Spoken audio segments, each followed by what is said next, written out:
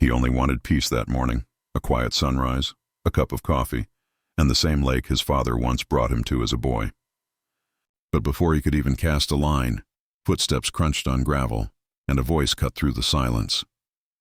A woman with a clipboard, full of authority, ordered him to move his boat. She saw nothing but someone she thought didn't belong. What she didn't realize was that the man she tried to chase away wasn't just another visitor. He owned the entire lake. And soon her community's entitlement would be exposed for the world to see. Clarence Rucker lived for mornings like this. At 47, he found peace in routine, rising before the sun, pouring a steaming cup of coffee into his old thermos, and hitching his polished aluminum boat to the back of his pickup. Fishing wasn't just a hobby. It was a thread to his past, to the quiet lessons his father taught him on the same waters decades earlier. The lake near Springfield, Missouri, wasn't just a place to cast a line. It was a memory. It was home. That morning, the air was still, the water unbroken glass, and the promise of a day without noise. Clarence valued that silence. In a world where he was often judged before he spoke, the lake never asked questions. It never cared about the color of his skin or the assumptions that shadowed him in town. But as his tires crunched across the gravel lot and he stepped out to unhook his trailer, he felt the shift before it happened. The peace of dawn was about to collide with something harsher. Because not everyone saw Clarence the way his father did. To some, he wasn't a man carrying on family tradition. He was simply someone they decided didn't belong, and when footsteps approached from behind, fast, sharp, purposeful, Clarence's quiet morning was about to unravel into a confrontation that would shake the entire neighborhood. Clarence had barely unlatched the trailer when he heard the crunch of gravel behind him. The sound was fast, deliberate, and heavy with purpose.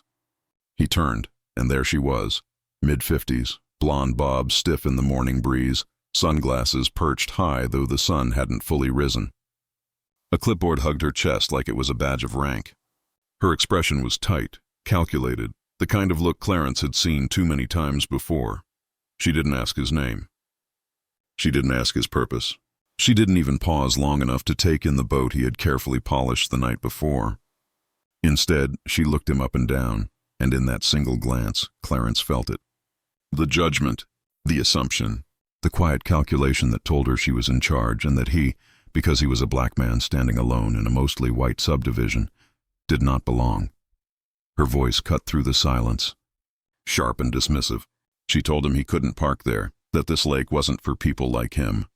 The words weren't shouted, but the meaning was unmistakable. He was an outsider in her eyes, no matter the truth.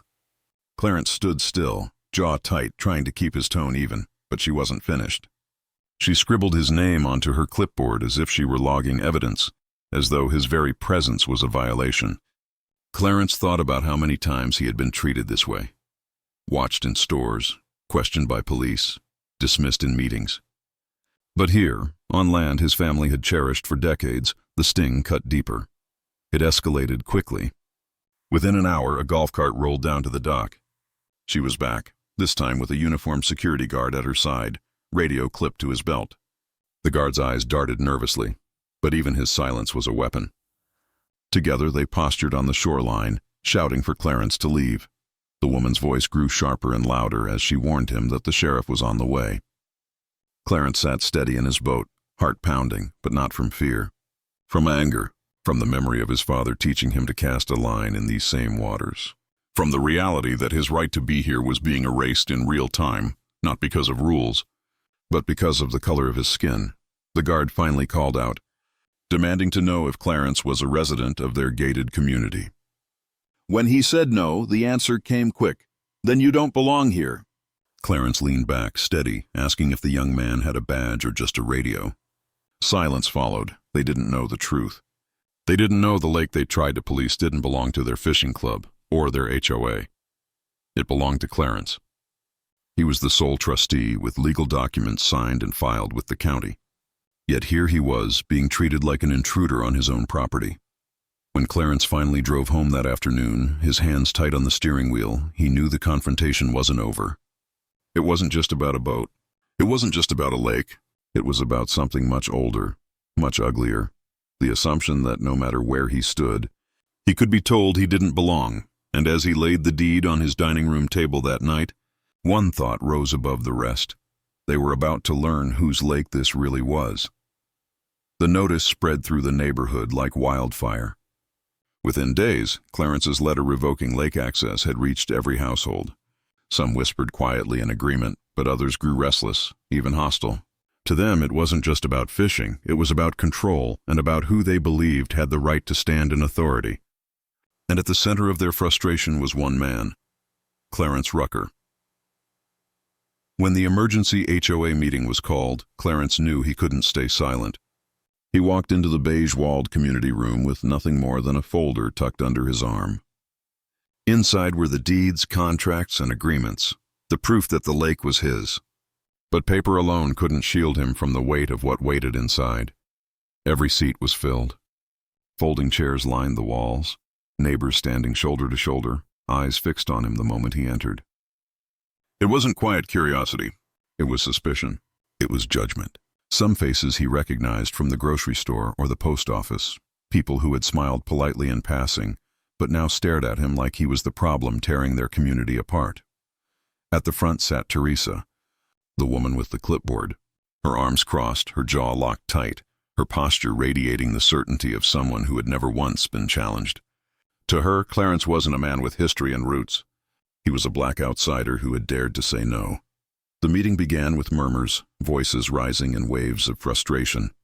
Residents spoke about losing their traditions, about outsiders dictating rules, and about community property that, in truth, had never belonged to them.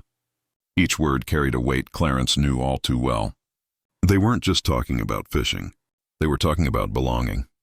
They were talking about who deserved space and who didn't.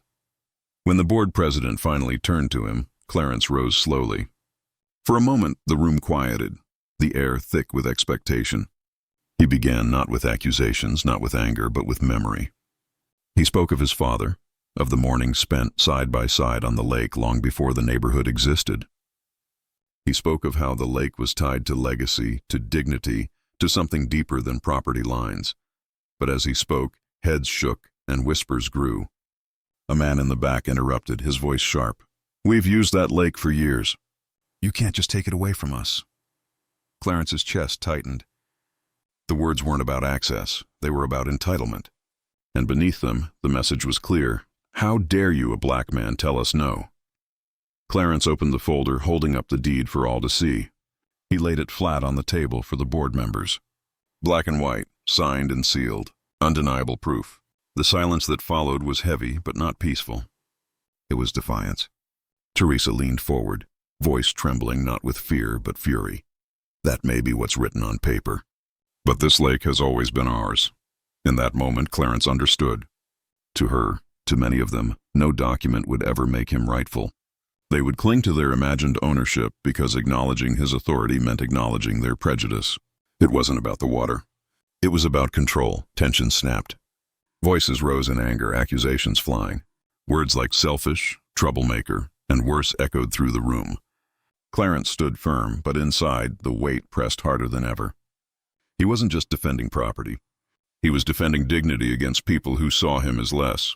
One neighbor slammed a fist on the table, demanding compromise. Another muttered loudly enough for the crowd to hear. This wouldn't be happening if it weren't for him. A murmur of agreement rippled through the room. Clarence felt the sting deep in his chest.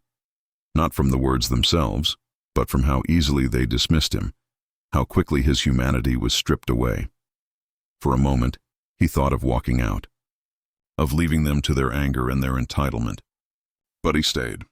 He stayed because silence had never protected anyone who looked like him. He stayed because his father's memory deserved more than surrender. Clarence's voice rose above the chaos, steady and unshaken. He didn't shout. He didn't plead. He simply said, "You've had access because of generosity. Not because of right. That ends today. Not because I want to punish you, but because I will no longer accept disrespect." Not to me, not to my father's name. The room froze. For the first time, his words cut through the noise, hanging in the air like a verdict. Faces flushed. Eyes darted away. Even Teresa, jaw clenched, had no immediate retort.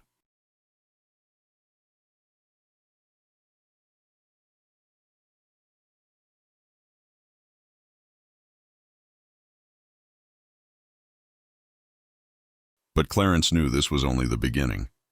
Exposing the truth didn't mean acceptance. Standing firm didn't erase resentment. As he gathered his folder and turned to leave, he felt the weight of dozens of eyes still on him, watching, measuring, refusing to let go. The battle over the lake was settled on paper, but the deeper battle, the fight for respect, for belonging, for equality, was only just beginning. And Clarence walked out knowing one thing for certain. They would never look at him the same way again. When Clarence walked out of that meeting room, the papers in his hand had proven what should never have been in question. The lake was his. The law was on his side, but as he stepped into the night air, he knew the deeper truth. Documents could confirm ownership, but they could never erase the sting of being told, yet again, that he did not belong. In the days that followed, the noise began to fade. The threats stopped. The fishing club's access was gone, and slowly the lake returned to stillness. Neighbors who had once avoided eye contact began to nod in quiet acknowledgement. A few even offered apologies, though most stayed silent. Silence, Clarence realized, was easier for them than accountability. Yet even in that quiet, something had shifted. The entitlement that had marched up to him with a clipboard had been forced to confront reality. The community could no longer pretend the lake was theirs to control. For Clarence, it was never about revenge. It was about respect, about making sure his father's legacy wasn't trampled by arrogance and prejudice. But beneath that personal victory lay something heavier. Clarence's experience was not an isolated clash with a stubborn neighbor.